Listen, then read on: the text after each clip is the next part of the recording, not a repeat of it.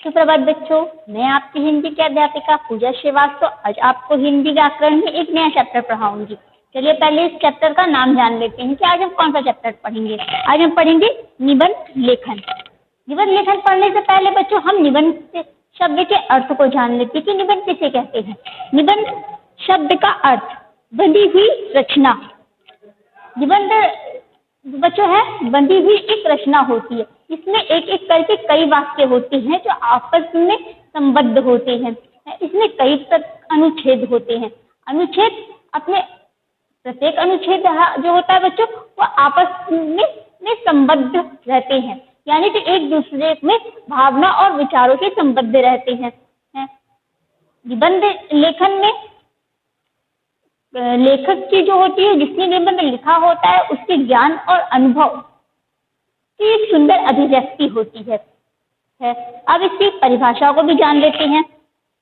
परिभाषा किसी विषय पर सीमित शब्दों में क्रमबद्ध रूप से अपने भावों एवं विचारों को स्पष्टता और पूर्णता के साथ प्रस्तुत करना ही निबंध लेखन कहलाता है। बच्चों निबंध में क्या होता है कि किसी शब्द की सीमाएं होती हैं, यानी कि हम कितने शब्दों में निबंध को लिख रहे हैं इसका हम पूर्व ही ज्ञान कर लेना चाहिए। और हमें क्रमबद्ध यानी कि वाक्यों को एक क्रमबद्ध में लिखना चाहिए। एक वाक्य लिखेंगे तो उससे दूसरा उसी क्रम में ही वो होना चाहिए और उसमें विचारों और भावनाओं की अभिव्यक्ति होनी चाहिए। ऐसा कहते हैं कि निबंध गद्य की कसौटी होता है, यानी कि गद्य लेखक जो एक अच्छा गद्य लेखक बनने के लिए बच्चों एक अच्छा निबंध लेखक होना भी जरूरी होता है। अब हम जान लेते हैं कि निबंध, इसके आगे टॉपिक क्या है हमारा, निबंध के प्रकार। निबंध प्रमुखतः 4 प्रकार के होते हैं। देखते हैं कौन कौन से होते हैं। पहला है वर्णनात्मक, दूसरा विवरणात्मक, भावात्मक और विचारात्मक।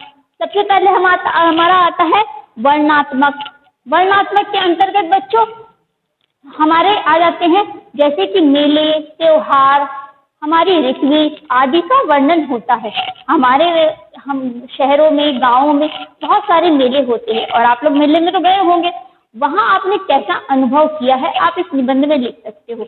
हमारे भारत में बहुत सारे त्योहार भी मनाए जाते हैं, जैसे कि होली है, ईद है और दीपावली है। तो इस टॉपिक पे भी आप निबंध इसके अंतर्गत लिख सकते हैं। इसके अलावा ऋतुएं होती हैं, जैसे कि बसंत ऋतु। बसंत ऋतु क्या आप देखते हो तो उसका जैसा भी आपने अनुभव किया है उसके अंतर्गत हमारा आ जाता है। तो वर्णनात्मक के अंतर्गत ये सारे टॉपिक आते हैं और भी आते हैं। अब आते हैं हमारा सेकंड टॉपिक विवरणात्मक। इसके अंतर्गत बच्चों किसी स्थान या स्मारक के बारे में लिखा जाता है। किसी स्थान यानी कि गंगा, हिमालय आदि स्मारक, ताजमहल हो गया, कुतुब मीनार हो गया, लाल किला हो गया आदि टॉपिक पे इसके अंतर्गत लिखा जाता है। आपने देखा होगा किला गए होंगे या तो गंगा जी के किनारे आप गए होंगे, वहां अपने अभिभावक के साथ, अपने माता पिता के साथ आपका अनुभव रहा होगा। आपने कैसा वहां पे गंगा जी को देखा, उसमें अनुभव किया, उसमें नाव चलाया, उसकी बोटिंग की आदि का अनुभव हो सकता है। यहाँ पे आप किसी स्थान पे गए हो लाल किला देखने, ताजमहल देखने, तो वहां का विवरण भी आप इसके अंतर्गत लिख सकते हैं। अब हमारा तीसरा टॉपिक आता है भावात्मक, यानी कि जिसमें भावों की प्रधानता होती है। जैसे कि हम मान लेते हैं मित्रता और सत्य संगति, हमारे दादाजी या हमारी नानी जी आदि से हम लिख सकते हैं। इसके अलावा बहुत सारे टॉपिक आ सकते हैं कि हम कैसा अनुभव करते हैं, उसमें भावों की अभिव्यक्ति होती, भावनाएं प्रचुर मात्रा में होती हैं। मित्रता, अगर हम मित्रता का टॉपिक ले लेते हैं तो हम अपने दोस्त के साथ कैसा व्यवहार करते या हमारा दोस्त हमारे साथ कैसा, हम कैसी मित्रता करना चाहिए, कैसे लोगों के साथ संगति रखनी चाहिए आदि का भाव उसमें व्यक्त होता है। यानी कि भावात्मक में भाव की प्रधानता होती है। हमारा नेक्स्ट क्या है, विचारात्मक। इसमें बच्चों विचारात्मक के अंतर्गत हमारी जैसे कि हमारा जनगण मन राष्ट्रीय पर्व मनाए जाते हैं, जैसे 15 अगस्त है हमारा। इसके अंतर्गत विद्यार्थी और अनुशासन का टॉपिक ले लिया जाए या राजनीति के क्षेत्र में जो हमारे हैं कार्य हैं उनका भी अनुभूति ले लिया जाए, तो उस सारे पे इस पे टॉपिक पे लिखा जाता है विचारात्मक। अब हम जान लेते हैं, हमने जाना कि अभी कि निबंध कितने प्रकार के होते हैं इस विषय पे। अब निबंध लिखते कैसे हैं ये भी जानना जरूरी है ना। निबंध कैसे लिखा जाता है, हमें कौन कौन सी सावधानियां रखनी चाहिए और निबंध लिखने का तरीका क्या है, तो चलिए देखते हैं। निबंध इस प्रकार लिखें, कैसे लिखते हैं। पहला टॉपिक है हमारा, यहाँ पे हम आ जाते हैं, निबंध लिखने से पूर्व विषय को अच्छी तरह से समझें। अब हमें जिस विषय पे यानी कि जिस शीर्षक पर निबंध लिखना है उसको हमें अच्छे से समझ लेना चाहिए। मान लेते हैं, एक उदाहरण ले लेते हैं राष्ट्रीय एकता पर। तो राष्ट्रीय एकता पे हम लिखने के लिए हमें कौन कौन सा टॉपिक लेना चाहिए, हम किस तरह से हमें लिखना चाहिए, इसका ज्ञान होना जरूरी है और इसको हम समझ लेना चाहिए कि राष्ट्रीय एकता पे हम पहले एक पेज, आप एक पेज ले लीजिए, उसमें अपने सारे टॉपिक को एक एक करके लिख लीजिए कि हमें इसके बाद ये टॉपिक लिखना है, इसके बाद इस टॉपिक पे लिखना है, वो आप एक लिख लो। तो जैसे कि मान लीजिए हम राष्ट्रीय एकता पे लिखते हैं तो पहला टॉपिक हमारा हो जाता है अनेकता में एकता। यानी कि हमारे भारत देश में बच्चों अनेक प्रकार के लोग, हिंदू, मुस्लिम, सिख, ईसाई आदि रहते हैं, उनमें कितनी एकता होती है, वो कैसे हमारे भारत में होली होती है तो मुसलमान भी उसमें आता है, उसमें सम्मिलित होता है और अपने त्योहार की तरह मनाता है। ईद में हम जाते हैं, ईद में अपने दोस्तों के घर आप जाते होंगे, वहाँ पे सेवैयाँ वगैरह तो खाते होंगे। तो हमारे भारत में बहुत सारे धर्म होने के बावजूद हम एक एकता में बद्ध होते हैं। इस टॉपिक पे आप लिख सकते हो। अब इसके आगे हम दूसरा टॉपिक अपना देखते हैं, निबंध का आरंभ और अंत आकर्षक होना चाहिए।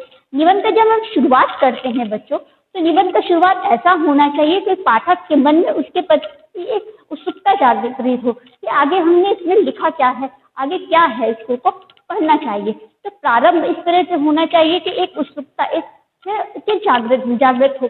और अंत का आकर्षण यानी कि अंत भी अच्छा होना चाहिए। ऐसा नहीं है कि हमने शुरुआत तो अच्छी कर दी लेकिन धीरे धीरे निरस्ता आता जाए, ऐसा नहीं होना चाहिए।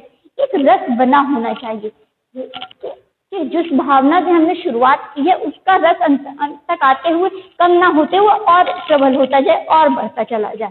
तो इसका भी हमें ध्यान रखना चाहिए। अब आते हैं, प्रत्येक बिंदु को अलग अनुच्छेद बनाकर विस्तार देकर स्पष्ट करें। अब जैसे हमने राष्ट्रीय एकता पे लिखा, उसके बाद हमने उसकी एक बिंदु दे दी कि अनेकता में एकता, फिर उसी के क्रम में हमने दूसरा टॉपिक दे दिया। इसी प्रकार से एक के बाद एक टॉपिक हम देते चले जाते और उसका विस्तार भी करते हैं। विस्तार बच्चों बहुत ही सरल और सहज होना चाहिए कि उसे बहुत लंबा नहीं लिखना है, बहुत छोटा नहीं लिखना है, एक शब्दों की सीमाएं होनी चाहिए। अब आते हैं, विषय सामग्री निर्धारित शब्द सीमा के अंतर्गत ही प्रस्तुत करनी चाहिए। विषय सामग्री कोई भी हम विषय ले लेते हैं, हमारा भावात्मक है, विचारात्मक है, राष्ट्रीय एकता है और भी बहुत सारे टॉपिक है, सत्संगति है, जो भी हमारा विषय हो जाता है उसमें हमें एक शब्द सीमा लिखनी चाहिए। अब एग्जाम टाइम में अगर आप निबंध लिखने बैठे हो और वहां पर आपने शब्दों की अगर सीमा नहीं बांधी तो सारे क्वेश्चन तो रह जाएंगे, आप सिर्फ निबंध ही लिखते रह जाओगे। ऐसा नहीं होना चाहिए। हमारे एग्जाम में जब निबंध लेखन आता है तो उससे एक शब्द सीमाएं दी जाती है, उसी शब्द सीमा के अंतर्गत हमें निबंधों को लिखना होता है। चलिए अब देखते हैं हमारा नेक्स्ट टॉपिक क्या है। शुद्ध वर्तनी और विराम चिन्हों का यथोचित प्रयोग करना चाहिए। कह रहे बच्चों कि हम जब निबंध लिखते हैं तो उसमें शुद्ध वर्तनी यानी कि स्पेलिंग हमारी जो होती है वो शुद्ध होनी चाहिए, है कहीं पे गलत नहीं होना चाहिए। अगर हम कोई शब्द लिख रहे हैं तो उसको साफ साफ सुंदर राइटिंग में और शुद्ध लिखना चाहिए, है। विराम चिन्हों का प्रयोग भी हमें अच्छे से करना चाहिए। कहाँ पे पूर्ण विराम लगना है, अल्प विराम कहाँ लगता है, इन सारी बातों का हमें ध्यान देना चाहिए। कहाँ पे प्रश्न सूचक आपके आ जाएंगे कि कहाँ पर आपने अगर कहीं त्रुटि कर दी उसको भी आपको देखना चाहिए, है। यानी कि हमें शुद्ध वर्तनी की स्पेलिंग और हमारा जो है विराम चिन्हों का प्रयोग, इस पे हमें प्रमुखता से ध्यान देना चाहिए। विषय के अनुसार लोकोक्तियों तथा काव्य पंक्तियों का प्रयोग करना चाहिए। निबंध जब हम लिखते हैं बच्चों तो उसको सुंदर और आकर्षक बनाने के लिए हम उसमें लोकोक्तियों का प्रयोग कर सकते हैं। यानी कहीं पे लोकोक्तियाँ अगर आपको लगता है कि ये लोकोक्ति होनी चाहिए तो वहाँ पे हमें लोकोक्तियों को देना चाहिए, या फिर किसी महापुरुष के कोई वाक्य या कविता की कोई दो पंक्तियाँ, या फिर इसके अलावा कोई होते हैं कि हमारे काव्यों में बहुत सारे टॉपिक दिए होते हैं, तो उसकी 2 पंक्तियां या 4 पंक्ति में हम लिख करके अपने निबंध को और आकर्षित बना सकते हैं और आकर्षण उसमें पैदा कर सकते हैं। जैसे कि हमारी राष्ट्रीय एकता पे हमने अपनी भाव विवाद किया, तो राष्ट्रीय एकता में हमारा सबसे अच्छा टॉपिक क्या कौन सी 2 लाइन हो सकती है? सारे जहां से अच्छा हिंदुस्तान हमारा। आप इस पर लिख करके उसमें और भी आकर्षण निबंध का बढ़ा सकते हो। अब आगे देखते हैं, आगे क्या कहा गया है।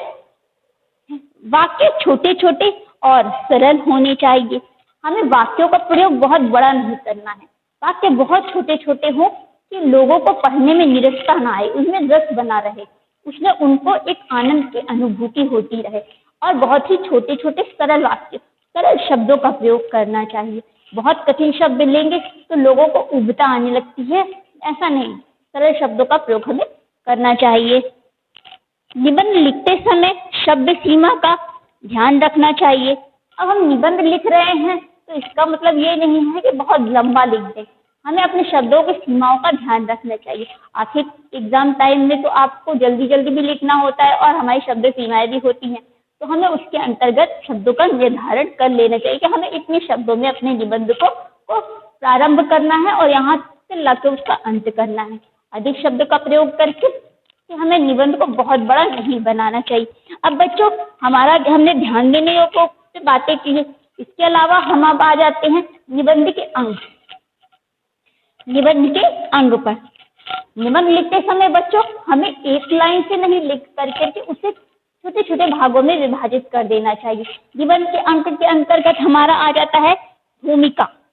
बच्चों, जब हम निबंध का प्रारंभ करते हैं तो प्रारंभिक परिचय जो होता है वो भूमिका के अंतर्गत आता है, यानी कि प्रारंभिक जो अनुच्छेद होता है उसे हम भूमिका कहते हैं। और भूमिका ऐसी होनी चाहिए कि पाठक के मन में एक आनंद की अनुभूति का प्रसार करे, यानी कि आपका जो भूमिका वो पढ़ करके उसको लगे कि मुझे इस पूरे निबंध को पढ़ना चाहिए, ऐसा होना चाहिए भूमिका।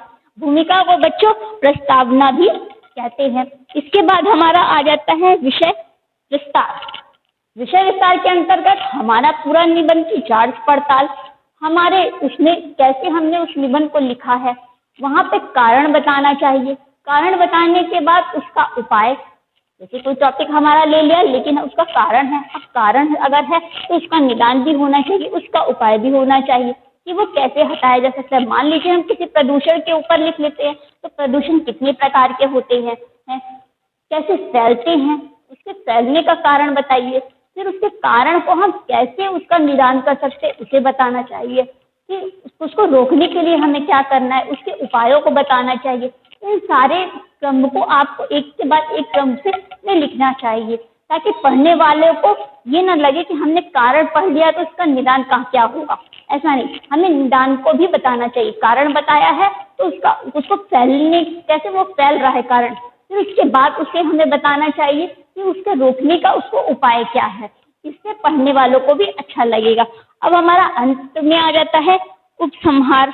उपसंहार यानी कि हमने जो पूरा निबंध लिखा है उसका सार, उसका छोटा सा सार के अंतर्गत। अब सार यानी कि निष्कर्ष, जो भी हमने पूरे निबंध में जिस टॉपिक पे हमने लिखा है उसका निष्कर्ष क्या हुआ है, इससे संहार में लिखना चाहिए। बच्चों, इस टॉपिक पे हमने पूरा आपसे विस्तार में पूर्वक बात किया।